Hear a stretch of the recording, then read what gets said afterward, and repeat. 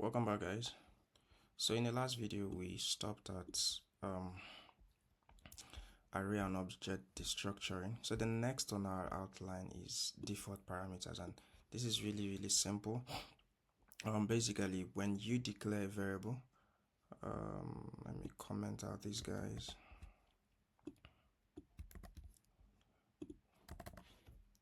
So when you have a function that takes a parameter, so you can decide to give a default parameter. That way you can call that function without passing a parameter. It's going to use the default parameter that you passed. So let's say, for instance, we're going to do arrow function, since you already know how to do arrow function. So we're going to use arrow function. So let's say so let's do a function that just greets, and then we just do, now for the parameter we're going to pass name. Now the default value of the parameter will just say Alice. Okay, so inside here we're gonna do return, and then we say we return a string that says good morning. Actually, we use template literal, so we'll say good morning name. Okay, cool. Now when we call this function, so let's just do console log. Let's console log the function call and then greet. Now we can call this function without passing a parameter, and if you look at this, you will see that name is optional. We can decide to pass name parameter. This question mark here means it's optional. It means if we don't pass a parameter name, if you don't pass an argument, it's going to use the default that we have, which is Alice. So if I call this here, it says good morning Alice. Now if I do pass an argument, so let's say Ben, it's going to override the default. So you're going to say good morning Ben instead. Now if I don't use default parameter at all, so let's say I don't use default parameter and I try to call this function,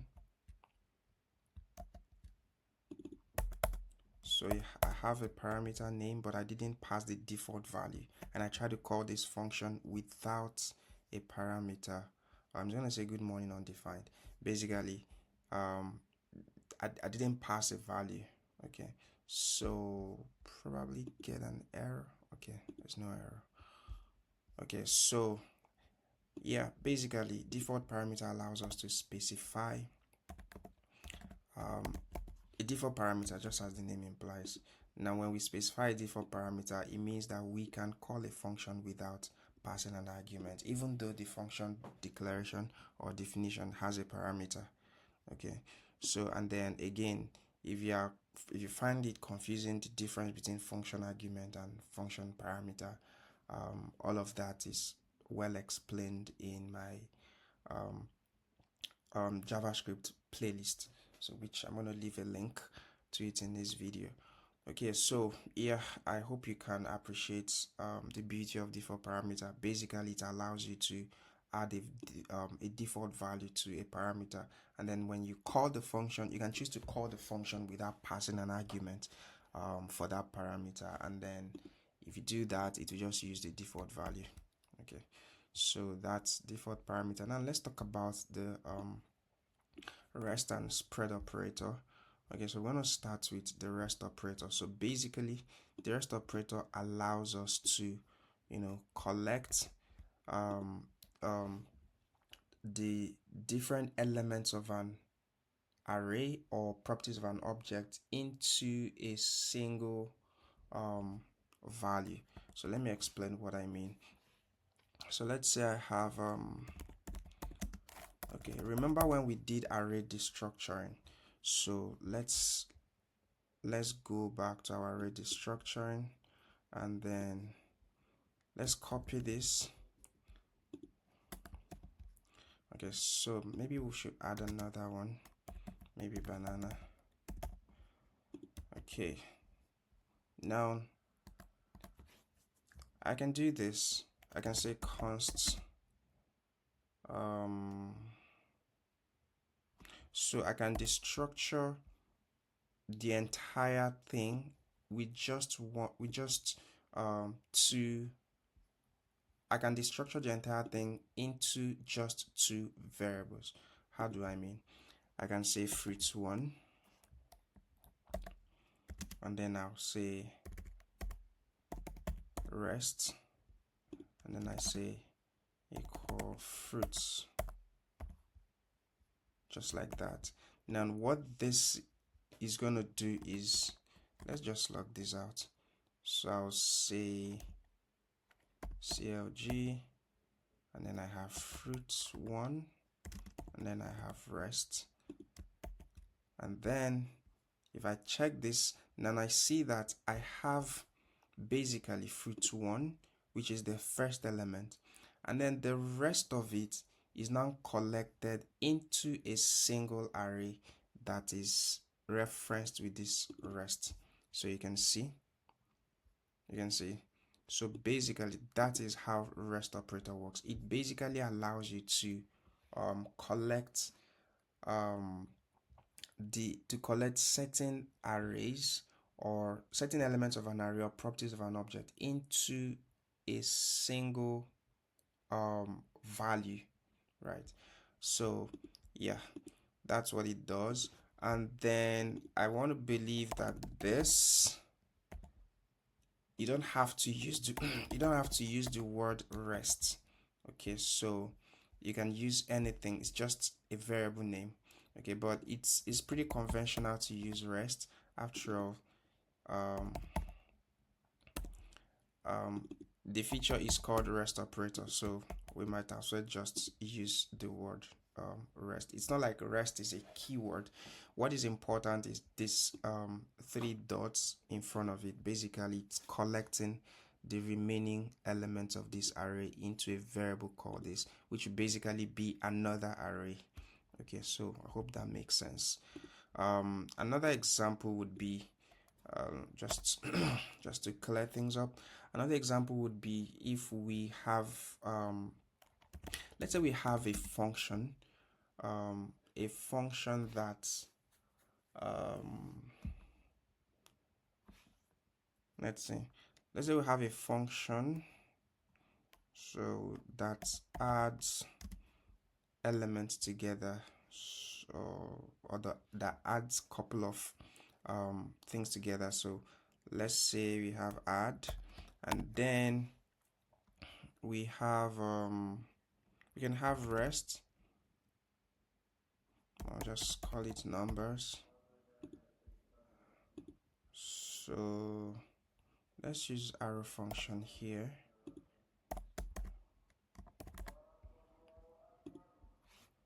Okay, so we can do, let's just console log the numbers. So just say, let's just call it show, and then we can do clg, and then we can do numbers.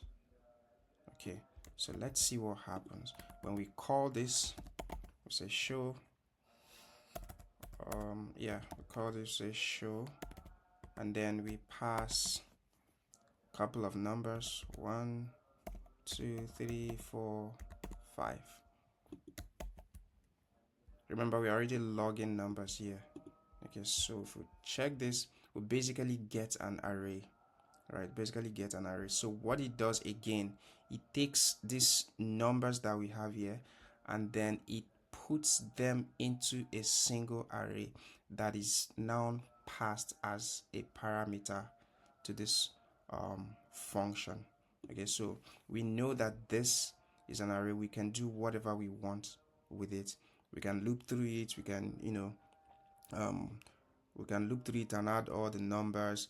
And the beauty of this is you don't have to. Now imagine what this allows you to do is to basically create a function that accepts an array of any length. Yeah, that's like what it does. So if I remove this and just put two, it's going to give you an array of, you know, just two numbers. So I think this is really cool. So you can do whatever you want with these numbers. So yeah, that is the way the rest operator works. Now let's take a look at the spread operator. I mean, this is probably um, one of the modern JavaScript features that will probably take you a while to get a hang of. Um, Maybe before we move to the spread operator, let's see how we can use this with objects. Okay, so you know what? Let's talk about the let's talk about the uh, which one? Yeah, let's talk about the spread. Now, spread is kind of similar, but um, similar in that it uses this syntax of three dots, but the functionality is opposite. Okay, so let's say we have two arrays. Um, so this one basically spreads out the properties of an object or elements of an array. So let me explain what I mean. So let's say you have two arrays. So let's split this. Okay, so let's split this. And then so let's say you want to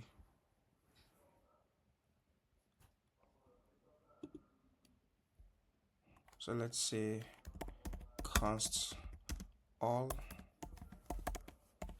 fruits. Now let's say you have two arrays and you want to join it together. So let's say more fruits.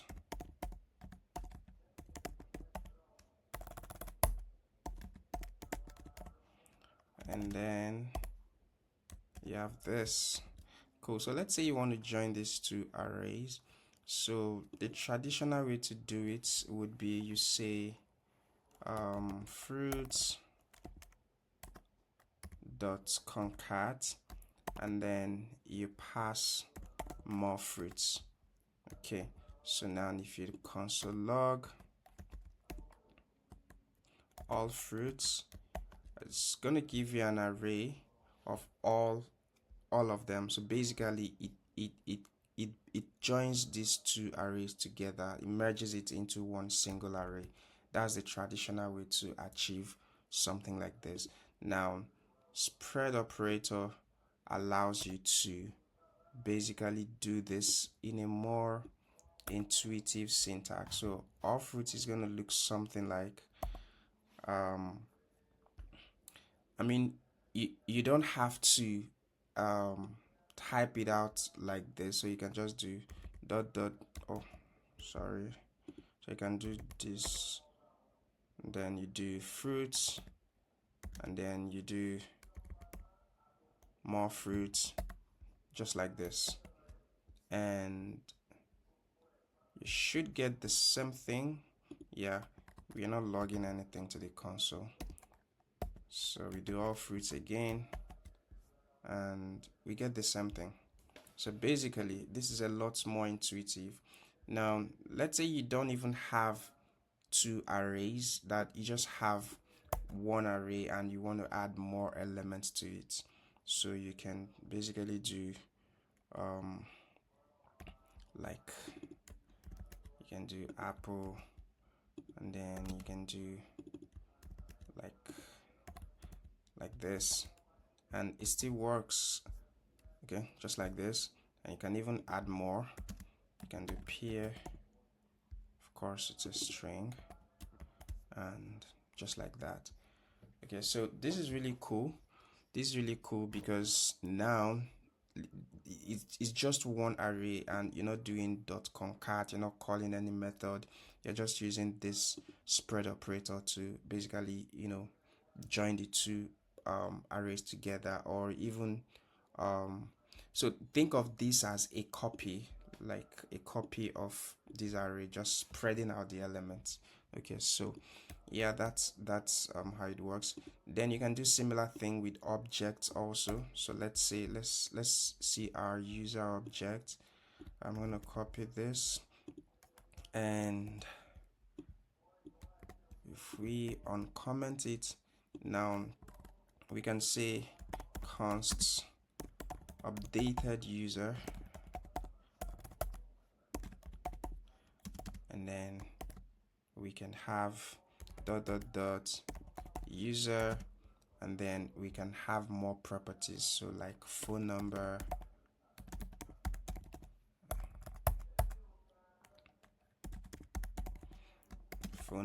and then we have 01 blah blah blah blah blah blah.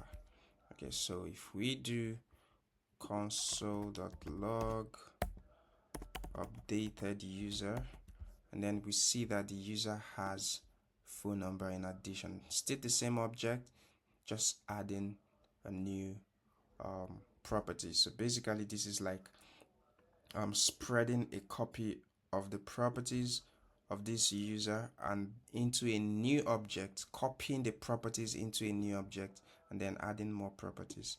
Okay, so yeah, this is very cool. I think it makes like I said, it's syntactic sugar. It gives you cleaner syntax, and a lot more concise way of writing JavaScript, and I love it. Okay, so that's the spread and the rest operator, and then we have the optional chaining. So let's see what optional chaining really is. So let's say you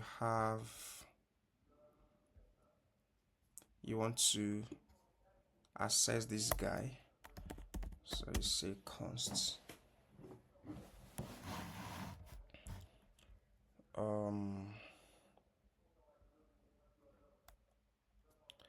const name,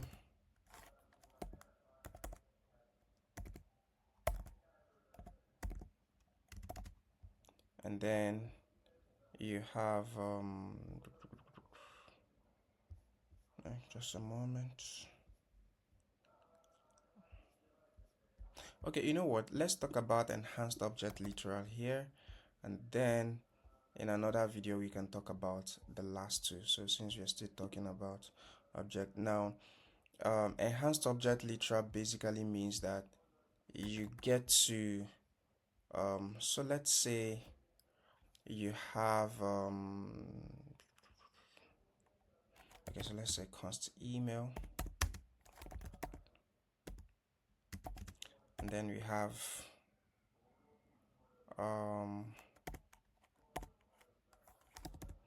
John Doe, just jd@gmail.com.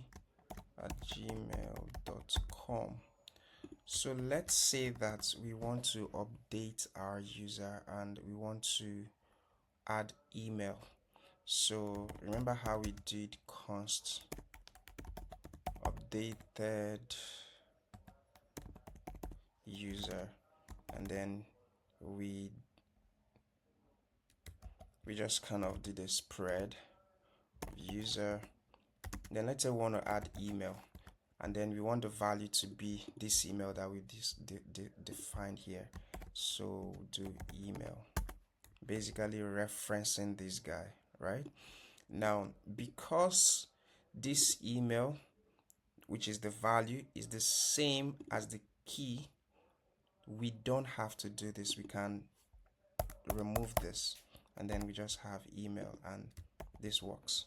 Yeah, so this is the enhanced object literal. Basically, it is the same as having shorthand. Yeah, you can also call it shorthand. So what it does is it allows you to not have to specify key value pair for an object property when the key and the value are basically the same the same words. I hope that makes sense. Okay, so just a moment.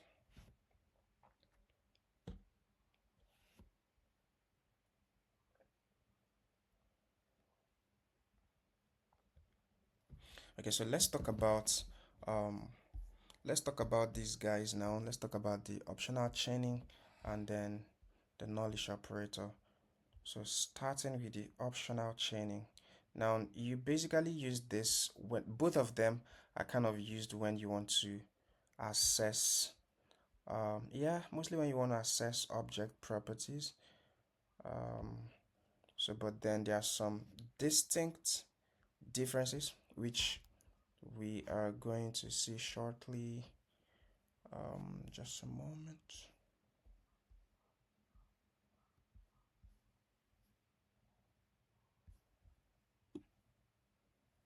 Okay, I think we still have some time here.